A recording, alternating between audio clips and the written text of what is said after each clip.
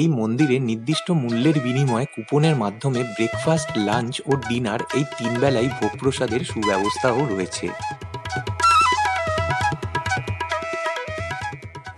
Hello, আমি Sourav, the unknown direction চ্যানেলে আপনাদের প্রত্যেককে স্বাগত জানিয়ে টেম্পলস অফ বেঙ্গল সিরিজের আরও একটা নতুন ভিডিও শুরু করতে চলেছি। আর যথারীতি টেম্পলস অফ বেঙ্গল মানেই আজকের এই ভিডিওতেও কোনো না কোনো মন্দিরের সন্ধান থাকবে। আর আমি এখন বর্তমানে দাঁড়িয়ে রয়েছি মিন্টো পার্কে। এই যে একটু দেখাতে রিকোয়েস্ট করবো, এই হচ্ছে মিন্টো পার্কের ইসকন মন্দির। তো আজকের এই ভিডিওর মাধ্যমে এই ইসকন মন্দিরের যাবতীয় তথ্য আপনাদের সামনে তুলে ধরবো। এই মন্দির খোলা বন্ধের সময় কিভাবে খুব সহজে আপনারা এখানে চলে আসতে পারেন, তো সমস্ত তথ্য আমি রাখার চেষ্টা করবো এই ভিডিওতে। শুধু আপনাদের কাছে একটাই অনুরোধ করব, এই ভিডিওটা আপনারা সম্পূর্ণ দেখবেন।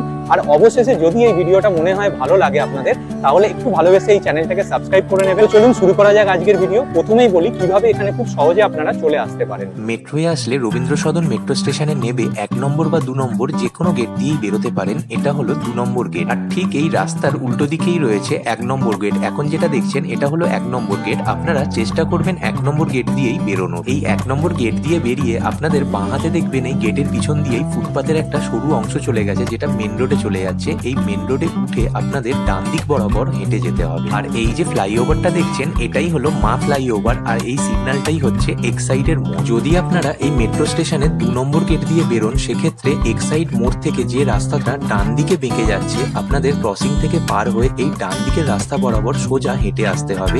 এই ডান দিকের রাস্তাটা কিন্তু ক্যামাক স্ট্রিট হয়ে মিন্টো পার্কের দিকে চলে যাচ্ছে। আর ১ নম্বর গেটটা যেহেতু রাস্তার ঠিক ওপারেই, তাই আপনারা যদি ১ নম্বর গেট দিয়ে বেরোন তাহলে আর এই বড় রাস্তাটা পার করতে হবে না, ডাইরেক্ট আপনারা এই ডান দিকের রাস্তাতেই উঠে পড়তে পারবেন। এক্সাইড মোড় থেকে ১০ মিনিট মতন হেঁটে আসলেই বাঁ হাতে এই হোটেল নিহারিকা কফি শপটি চোখে পড়বে। যদি আপনারা বাসে আসেন সেক্ষেত্রে মিন্টো পার্কগামী যে কোনো বাসে উঠে নামতে হবে এই মিন্টো পার্ক স্টপেজে।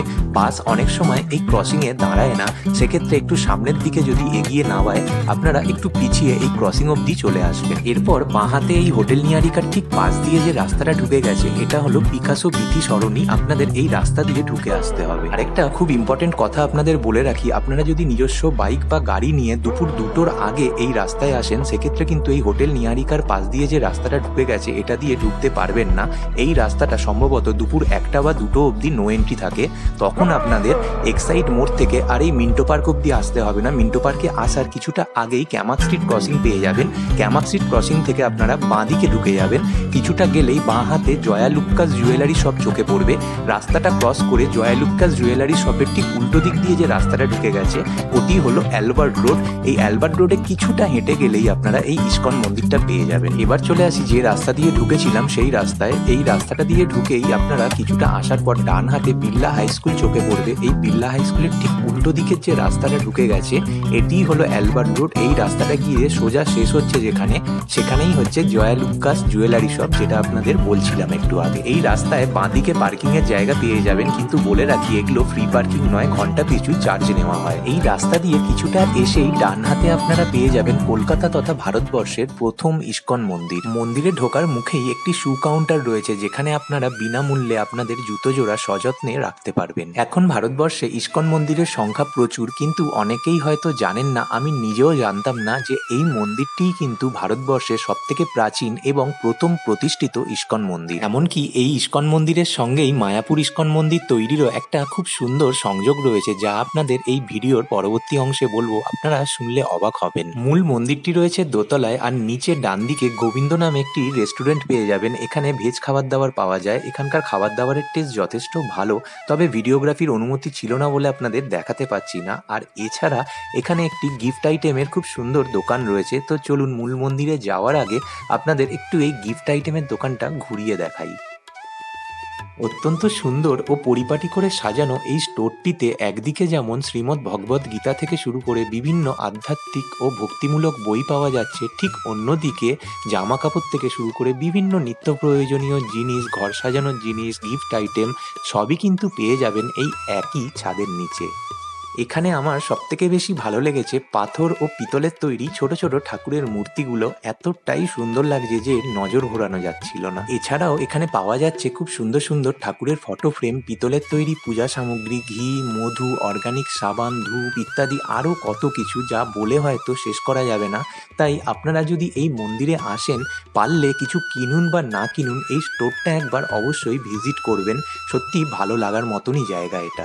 এর সাথে সাথে আপনাদের আরেকটা কথাও বলে রাখি, এই মন্দিরে নির্দিষ্ট মূল্যের বিনিময়ে কুপনের মাধ্যমে ব্রেকফাস্ট, লাঞ্চ ও ডিনার এই 3 বেলাই ভোগ প্রসাদের সুব্যবস্থাও রয়েছে। মূল মন্দিরের নিচে বাঁদিকে একটি এনকোয়ারি রুম রয়েছে যেখানে এই 3 বেলার প্রসাদের টাইমিংগুলো দেওয়া রয়েছে। এখানে ব্রেকফাস্টের টাইমিং হলো সকাল 8টা থেকে 8:30, লাঞ্চের টাইম দুপুর 1টা থেকে 1:45 এবং ডিনারের টাইম সন্ধ্যে 7টা থেকে 7:45 পর্যন্ত। এখানে আগের থেকে কুপন দেওয়ার ব্যবস্থা নেই। এই সময়ের মধ্যে আসলেই আপনারা নির্দিষ্ট মূল্যের বিনিময়ে কুপন পেয়ে যাবেন এবং সেই কুপন দেখালে প্রসাদও পেয়ে যাবেন। এনকোয়ারি রুমের পাশেই এই ঘরের ভেতর দিয়েই সিঁড়ি ও লিফট উঠে গেছে দোতলায় মূল মন্দিরে যাওয়ার। আরেকটা কথাও বলে রাখি, এখানে যে 3 বেলা ভোগ প্রসাদ দেওয়া হয় তার মেনু কিন্তু আগে থেকে নির্ধারিত থাকে না। এবার বলি কুপন মূল্য। এখানে ব্রেকফাস্ট ও ডিনারের জন্য কুপন মূল্য হলো 50 টাকা আর লাঞ্চের জন্য কুপন মূল্য হলো 100 টাকা। এই ঘরে শুকনো প্রসাদ পাওয়া যাচ্ছে। নির্দিষ্ট মূল্যের বিনিময়ে আপনারা চাইলে শুকনো প্রসাদও সংগ্রহ করতে পারেন।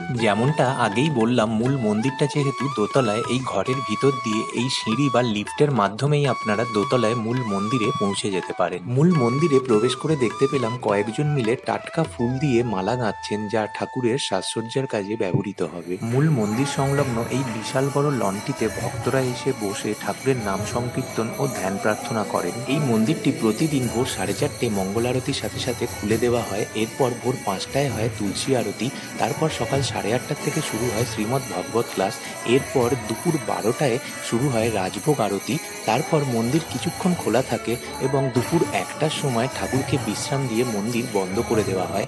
আবার বিকেল 4টে ধূপ আরতির সাথে সাথে মন্দির খুলে যায় এবং সন্ধ্যে 6টায় শুরু হয় সন্ধ্যা তুলসী আরতি।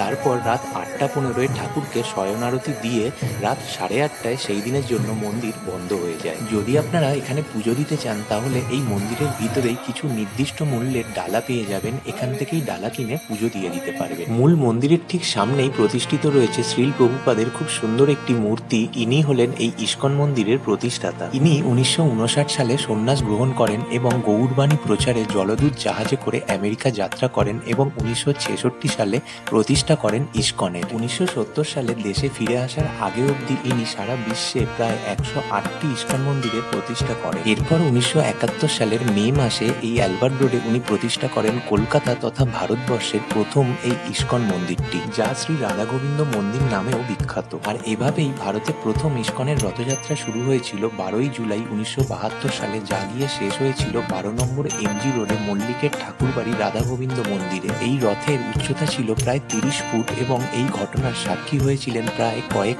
লাখ মানুষ। আর তখন থেকেই এটি একটি নিয়মিত বার্ষিক যাত্রায় পরিণত হয়েছে। এখানে জন্মাষ্টমী, রামনবমী, রাধা অষ্টমী, গীতা জয়ন্তী, ঝুলন যাত্রা, চন্দন যাত্রা, দোল যাত্রা, রথযাত্রা ও কার্তিক মাস ইত্যাদি বিভিন্ন উৎসব খুবই ধুমধাম সহকারে পালন করা হয়ে থাকে। সন্ধ্যাবেলা তুলসী আরতির সময় কিছুক্ষণ মন্দিরের দ্বার বন্ধ রাখা হয়েছিল। আর এই হলো এই মন্দিরের মূল গর্ভগৃহ, যার বাঁদিকে বিরাজ করছেন রাধা গোবিন্দ মহাপ্রভু, মাঝখানে রয়েছেন দেবী তুলসী এবং ডান দিকে রয়েছেন প্রভু জগন্নাথ, বলরাম দেব ও দেবী সুভদ্রা। যেহেতু আমরা রথের কয়েকদিন আগেই এখানে এসেছিলাম, তাই প্রভু জগন্নাথ, বলরাম দেব ও সুভদ্রা দেবীর দর্শন করতে পারিনি। ডান দিকটা দেখুন ফাঁকা রয়েছে। মাঝখানে নিচের দিকে রাখা রয়েছে স্বামী প্রভুপাদের একটি খুব সুন্দর বিগ্রহ। আরেকটা খুব গুরুত্বপূর্ণ কথা আপনাদের বলে রাখি, এই মন্দির প্রাঙ্গণের পাশেই রয়েছে এই মন্দিরের নিজস্ব গেস্ট হাউস।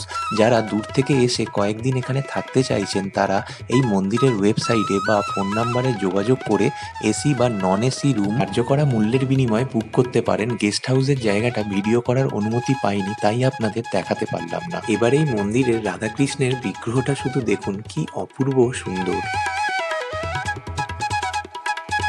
মূল মন্দির থেকে নিচে নেমে এসে ডান দিকে সিঁড়ি দিয়ে উঠে গেলে এই ঘরটিতেই বসিয়ে প্রসাদ খাওয়ানোর ব্যবস্থা রয়েছে। এখানেই আপনারা প্রসাদের কুপনও পেয়ে যাবেন। পুরোটাই এসি রুম, আর যারা নিচে বসে খেতে পারবেন না তাদের জন্য চেয়ার টেবিলের ব্যবস্থাও রয়েছে। আর এর ঠিক নিচেই রয়েছে এই মন্দিরের গেস্ট হাউসটি। আমরা 50 টাকার বিনিময়ে ডিনার প্রসাদের কুপন নিয়েছিলাম, যার মধ্যে ছিল খিচুড়ি, সাদা ভাত, আলুর দম, একটা সবজির তরকারি, 2টো রুটি আর পায়েসটা কিন্তু দ্বিতীয়বার চাইলে আর পাওয়া যাবে না। এই মন্দির প্রাঙ্গণের ঠিক পাশেই রয়েছে ছোট্ট একটি ঘর। স্বামী প্রভুপাদ এখানে আসলে এই ঘরে এসেই থাকতেন এবং এই ঘর থেকে অনেক গুরুত্বপূর্ণ সিদ্ধান্তও তিনি নিয়েছেন, যার মধ্যে একটি হলো মায়াপুরে প্রায় 750 একর জমি কিনে ইস্কন মন্দির বানানোর সিদ্ধান্ত। এই ঘরটিতে আজও তার ব্যবহার করা সমস্ত জিনিসপত্র সযত্নে সংরক্ষণ করে রাখা রয়েছে, তাই আপনারা এখানে আসলে এই ঘরটিও অবশ্যই দর্শন করবেন।